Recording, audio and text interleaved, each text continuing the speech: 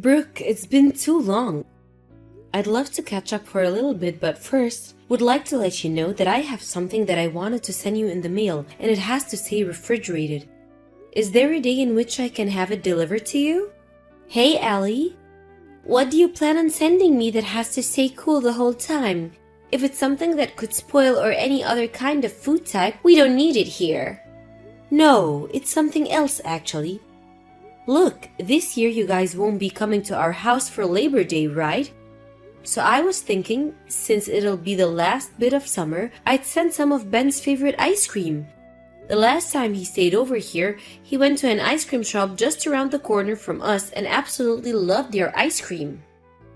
Ah, that stuff that was pretty expensive, right? I remember he even got himself a pint of it to take home so that he could eat more of it later. That's right. So I was thinking of sending an ice cream cake to you guys from that store. So can you tell me a day that would work best for you to have it delivered on? Alright, then have that ice cream cake here on this Saturday for us.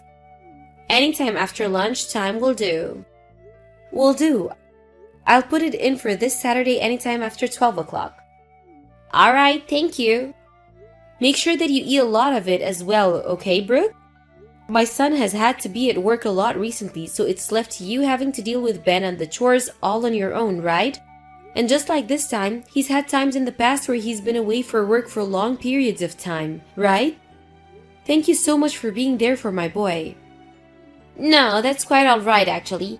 I married him knowing that he'd be working out of town a lot, and so I don't need to be thanked for marrying him.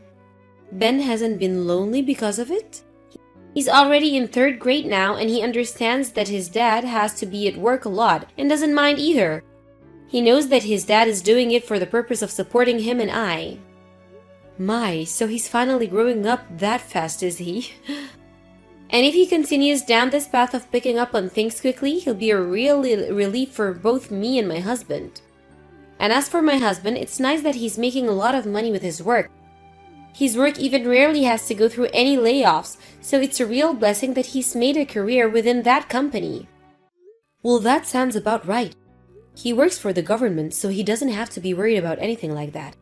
But just thinking of Ben, he's still in elementary school, so he has a lot of time to change from the way he is now into someone else entirely. Now that I think about him, what is he up to right now? If you can make it work, I'd love to call him for a bit to talk to him since it's been so long. Do you think the two of you can call on another day? Right now he's with one of his friends at the library working on some reading practice so that he doesn't fall behind over the summer.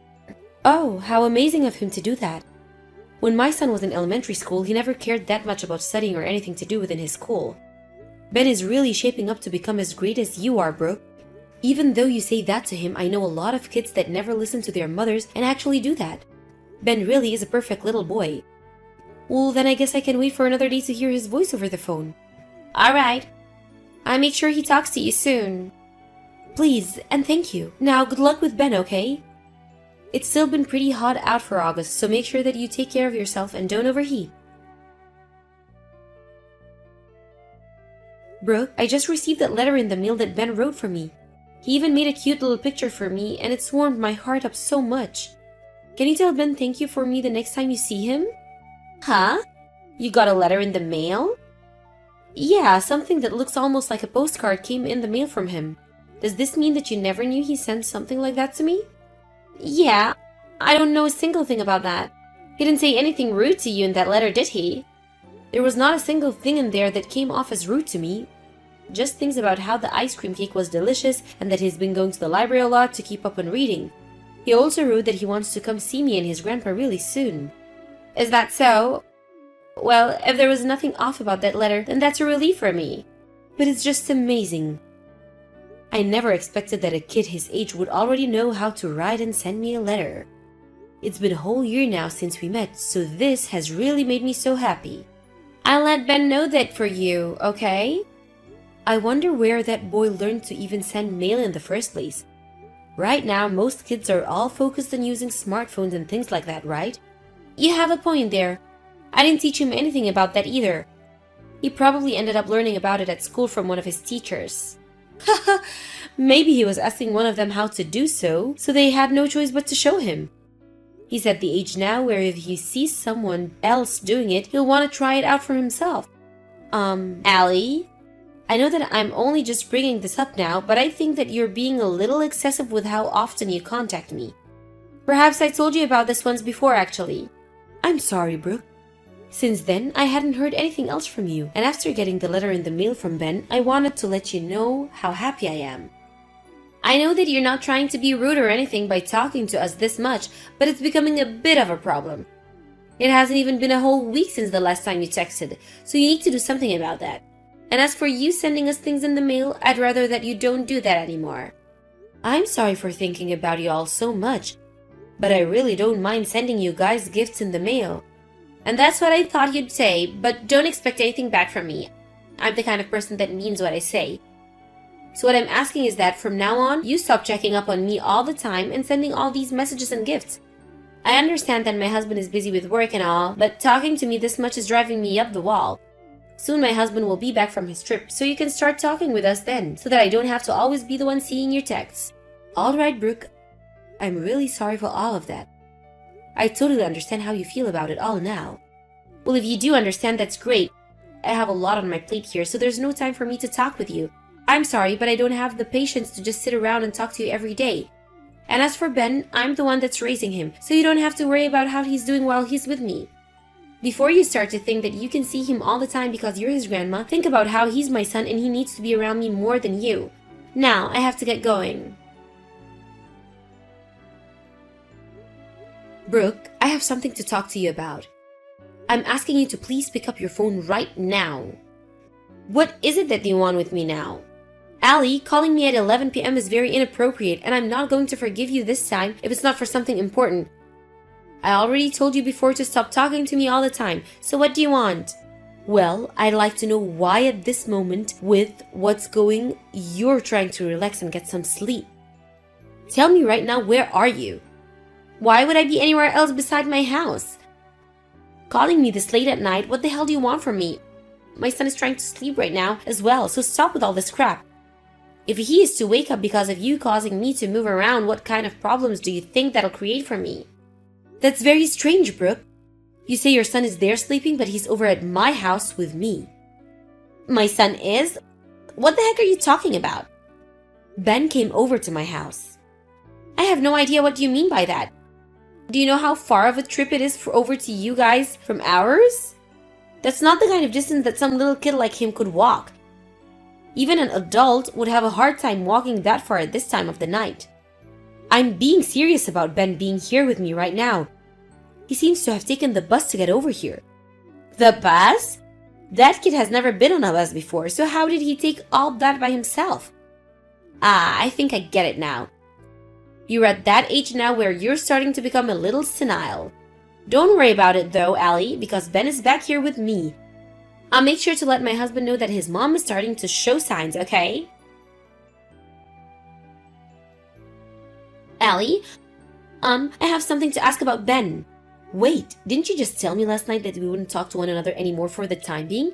I'm sorry about that. I have something that I'd like to check out with you about. Something you'd like to check with me about? Did Ben really go over to your house? He did. It's about time you finally realized that Ben wasn't at your house at all. But that kid shouldn't have any kind of money on him, right? Yet how was he able to get on that bus last night? When you really think about it, that distance he covered was far too long for a third grader to cover. It's unbelievable, isn't it? Yes. Well, the way he got on that bus and came over here was by using the money I gave him for his birthday. Huh? You gave him money for his birthday? When did you send that to him? Recently, I had sent over that ice cream cake, right? Well, I happened to send the money with that as sort of a late birthday gift to him. I wasn't able to come see him after his birthday after all. I suppose you would have done that, huh? Ben has told me you never came home yesterday. He told me everything about what's happened between you and him while he was there. Allie, you have it all wrong.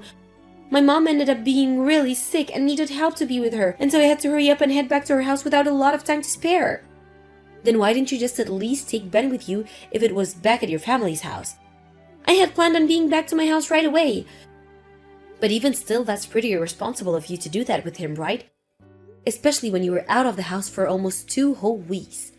Ah, right, you did end up coming home every now and then though. But you only came home to change into new clothes, and that was all, right? Is Ben really telling you all these lies? So that's the way you're going to try and change the story for us? I have been doing all I can do to make sure that I'm always there for Ben. I'm sure he's just making me seem like a bad parent because I scolded him a little while back, but I only did that because he wasn't behaving himself.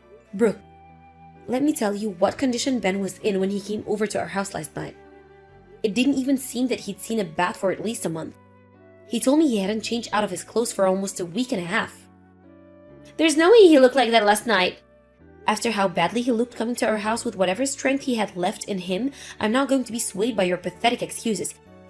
He had no idea how to take the bus and had to talk with complete strangers about how to ride one.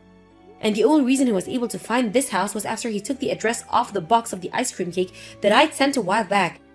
He came here and told me to help him the moment I opened the door. And right after that, he passed out onto the floor. Ben passed out? What have you done to him? Don't start acting like you care. I've done nothing wrong here. You already know that this is due to him not having eaten in weeks. I had to take him right to the emergency room last night and the doctor had to run all kinds of tests on him. I had been trying so hard to be a good mother. I'm so sorry. I'll even try harder to keep an eye on him. I'm coming to see him right now. No, you're not. I don't want a beast like you raising Ben any longer. You couldn't even feed your own child, let alone be there to make sure that he was okay. There is no point in you being a mother to him anymore, right? I happen to have a neurotic disorder. So now you're going to blame this on your illness of yours? Every single time you're going to make up an excuse to try to avoid having to be responsible for what you've done.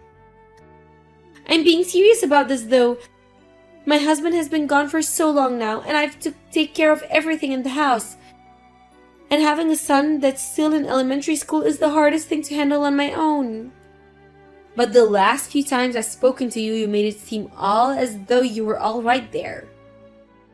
I was just doing that to avoid you. I don't think so, Brooke.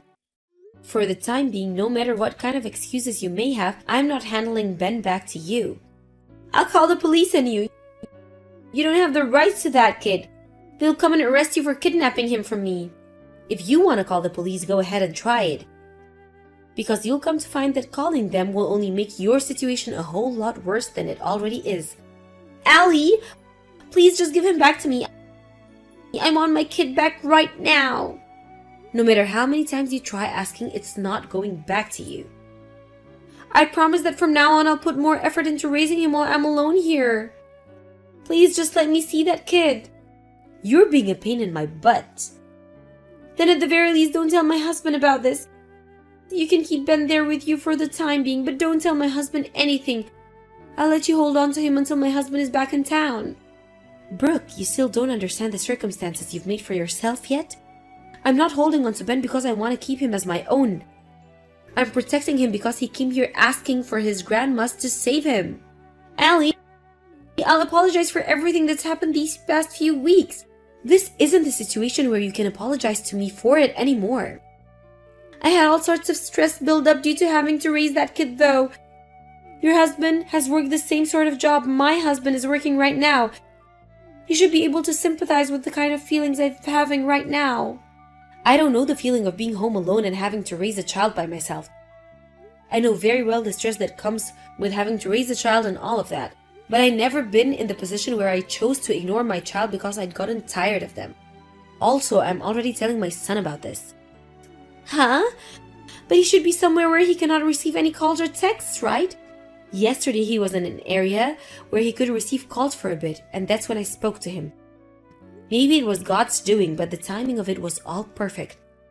Perhaps he was doing it to save Ben after all the hardships he'd been through with you. Did my husband say anything about this? I don't have to tell you what your husband said. You already know how he's reacted to this. My son has been the kind of father where he's not working or doing chores. He's out playing with Ben. I know that he's had to leave you at home a lot for his job, but he always feels sorry for doing that to you guys. Yet now he's at the point where he will no longer be able to trust someone like you with his family anymore. Allie, help me, please. I don't want him to divorce me. You left your own dang son and caused him to end up malnourished? You know that there's nobody going to help you out of this now? I'm so sorry though.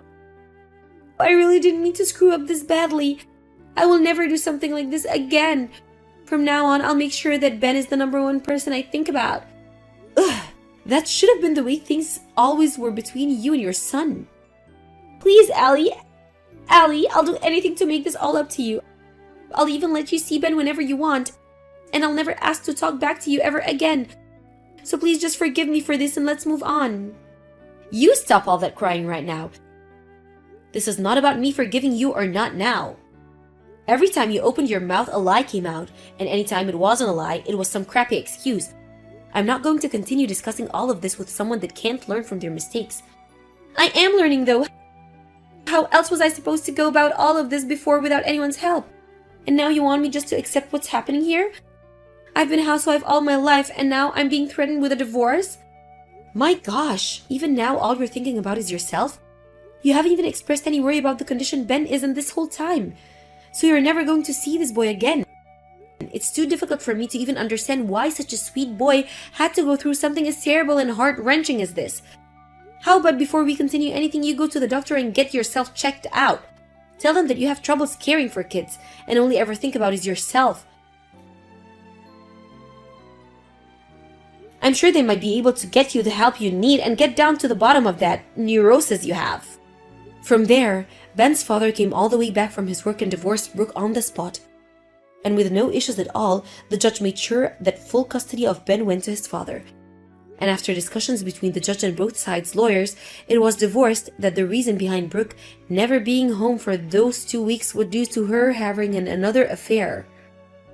And now, everyone has come to the conclusion that she deserves no more time with Ben. However, there is a concern about my son having full custody of Ben still, since he has to always travel for work, leaving Ben all alone at home. And so my son has been thinking about quitting that job of his and being here with his son more often.